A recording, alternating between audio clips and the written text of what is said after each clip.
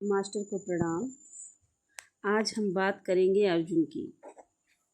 तो हमेशा कृष्ण जो हैं, भगवान कृष्ण ने हमेशा अर्जुन को उदाहरण देकर समझाया है। तो आइए कुछ बातें आज हम उदाहरण से समझेंगे। नमस्ते, मैं अर्जुन हूँ। युगों पहले मुझे एक गंभीर भावनात्मक संकट का सामना करना पड़ा। क्या करना है और उसे करना भी है या नहीं। अच्छाई और बुराई के युद्ध में दो युद्धरत सेनाओं के बीच खड़ा होकर मैंने उस समय के कर्म को देखा। अपने ही मित्र और सगे संबंधियों से लड़ना। मैंने अपने आप से कहा कि मैं कदापि नहीं कर सकता, और पूरी तरह से निभ्रांत एवं निराश होकर मैंने अपने शस्त्र डाल दिए। मेरे मित्र, दार्शनिक, मार्गदर्शक तथा मेरे सारथी कृष्ण मेरे बचाव के लिए आए। उन्होंने मुझे कर्म का रहस्य सिखाया। कोहरा छट गया और मुझे ज्ञान प्राप्त हुआ। मैंने अपने शस्त्र उठा लिए और बाकी तो इतिहास है। समय बीत गया। अब मैं 21वीं सदी का अर्जुन हूँ। मैं एक ऐसे युग में रह रहा हूँ जहाँ कर्म आमतौर पर काम सूत्र से निर्देशित होते हैं। इच्छाओं को पूर्ण करने का रहस्य और कर्म सूत्र पीछे हो गया।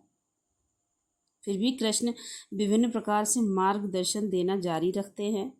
कभी भी एक मनुष्य के रूप में प्रकट होते हैं, तो कभी एक मित्र, एक अभिभावक, एक शिक्षक या एक सामान्य शुभचिंतक के रूप में प्रकट होते हैं। कभी कभी प्रतिबिंबित होते हैं पुस्तक के अनुच्छेद में एक बच्चे के भोलेपन और आश्चर्य में, प्रकृति के भव्य दृश्यों में, यहाँ तक कि जीवन बदलने वाले अनुभव में भी। तो कृष्ण सदैव उदाहरण से सिखाते हैं। तो आइए कुछ उदाहरण लेते हैं। छात्र अर्जुन के लिए कृष्ण: अर्जुन, यहाँ पर सुस्ती और टाल मटोल तुम्हारे सबसे प्रमुख शत्रु हैं। अतः कठिन चीज़ों का सामना पहले करो, तब तुम्हारे पास आसान कार्यों व उन चीज़ों को करने और उसका आनंद उठाने के लिए पूरा समय होगा जो तुम पसंद करते हो और करना चाहते हो। उदाहरण के लिए, जब भोजन परोसा जाए तो सबसे पहले व्यंजन ग्रहण करो जो तुम पसंद नहीं करते। उसके बाद अपने इच्छित व्यंजनों को ग्रहण कर आनंद लो। परीक्षा के समय सबसे कठिन प्रश्नों को पहले हल करो। विद्यालय से लौटने के बाद पहले अपना गृह कार्य समाप्त करो और उसके बाद मनोरंजन में शामिल हो। ये साधारण नियम समय प्रबंधन के मामलों को हल करने में सहायता करता है। अब प्राथमिकताओं के बारे में निर्णय लेते समय आप कम परेशान होंगे। अपने खाली समय में अपनी रुचि के अनुसार कोई रचनात्मक कार्य करो। इडियट बॉक्स यानी टीवी और दूसरे यंत्रों को थोड़ा आराम दो। ये आपको उन कार्यों को भी करने में सहायता करेगा जो कि उतने रोचक नहीं होते, और फिर भी उन्हें करना होता। आपका ध्यान कम भटकेगा और आप अच्छी तरह से ध्यान केंद्रित कर सकेंगे। बैडमिंटन या खेल कोई भी बाहर खेले जाने वाला खेल, यहाँ तक कि सामुदायिक पार्क में एक भ्रमण ही आपको किसी भी समय तरोताज़ा कर देगा। एक स्वस्थ शरीर में ही स्वस्थ मन का निवास होता है। शारीरिक रूप से स्वस्थ महसूस करना आपकी अन्य गतिविधियों के लिए आपके आत्मविश्वास के स्तर को बढ़ा देगा। ग्रस्त अर्जुन के लिए, ग्रस्त में जो भी लोग हैं उनको कृष्ण कैसे समझा रहे हैं। कृष्ण कहते ये जीवन सबसे कठिन समय हो सकता है। परिवार, मित्रों और संबंधियों की अपेक्षाओं को पूरा करने की हमारी असमर्थता के कारण बहुत तनाव हो सकता है। हर समय जैसे हम वैसे बने रहना आसान नहीं होता। यह समझो कि आप हर समय हर एक को प्रसन्न नहीं कर सकते।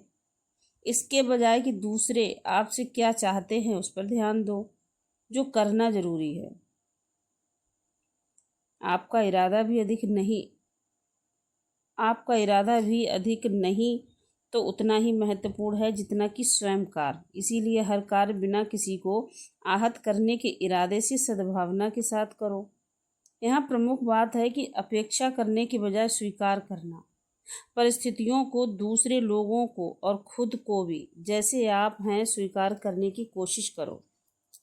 कार्यस्थल पर अर्जुन के लिए, जो लोग कार्यस्थल पर काम करते हैं उनको अर्जुन कैसे समझा रहे हैं, कृष्ण जी कैसे समझा रहे हैं। तो कृष्ण जी ने कहा कि अर्जुन, ईर्ष्या रूपी राक्षस से तुम सावधान रहो।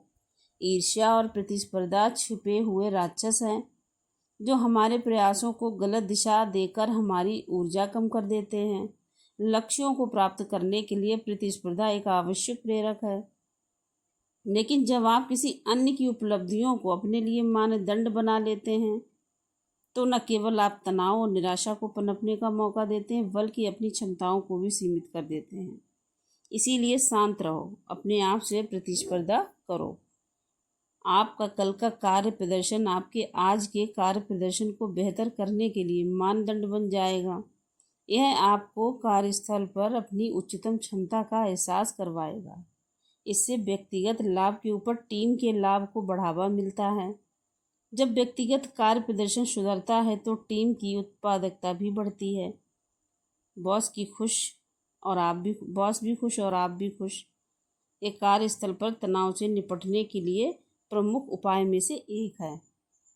अब उदास अर्जुन के लिए कहते हैं कृष्ण जी कि मनोदशा हमारे कार्य को प्रभावित करती है, लेकिन क्या आप जानते हैं कि कार्य भी हमारी मनोदशा को प्रभावित करती है। इसमें किसी तरह के संदेह के बादलों को दूर करने की और हमें किसी भी तरह के अवसाद से पुनः बाहर लाने की क्षमता है।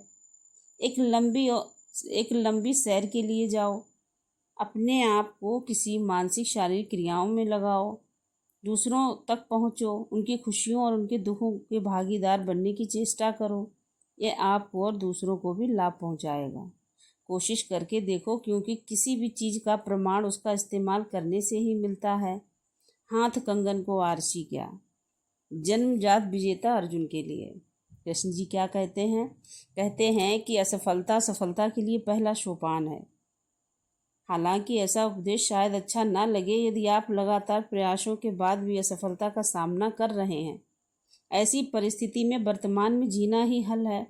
वर्तमान में जीना स्वतः ही तुम्हें स्वयं को कार्यों के परिणामों से अलग करने में मदद करता है। माइंडफुलनेस का अभ्यास करो और जो कुछ नहीं है बल्कि वर्तमान में जीने की कला। जब चुनौतियों का सामना करना हो तो नाइकी के इस आदर्श वाक्य पर ध्यान दो, बस इसे कर लो। कहाँ से प्रारंभ करें? कृष्ण, यह सब करने से ज़्यादा कहना आसान है, लेकिन कहीं ना कहीं प्रारंभ करना जरूरी है, क्योंकि अच्छा प्रारंभ तो समझो आधा कार्य संपन्न।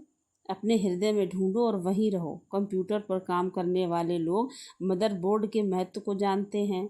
अपना मदरबोर्ड, अपना केंद्र ढूंढो, वहीं टिके रहो, बाकी सब अपने आप हो जाएगा। यह सर्वश्रेष्ठ कर्मसूत्र है। संसार में सभी विभिन्नताएं मात्रा की होती हैं, ना कि किस्म की, क्योंकि एकात्मकता ही हर चीज़ का रहस्य है। धन्यवाद।